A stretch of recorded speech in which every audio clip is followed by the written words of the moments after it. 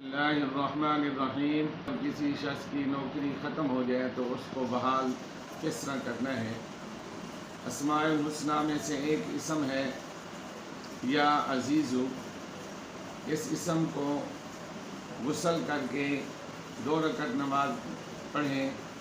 پہلی کے اندر سورہ فاتحہ اور قل هو اللہ، اور اسی طرح دوسری رکعت میں بھی سورہ فاتحہ اور قل هو اللہ پڑھیں، اور اس کے بعد کھڑے ہو کر 5000 مرتبہ پڑھیں یا عزیزو یا عزیزو، اور اس کے بعد چوتھے دن 7000 مرتبہ آپ یہ پڑھیں یا عزیزو یا عزیزو۔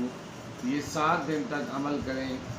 اگر کسی انسان کی نوکری چلی گئی ہے تو اللہ کی کریم ذات سے وہ نوکری پر بحال ہو جائے گا، اور اگر اسی طرح کسی کی عزت چلی گئی ہے تو اس کی عزت بحال ہوگی۔ اللہ سے دعا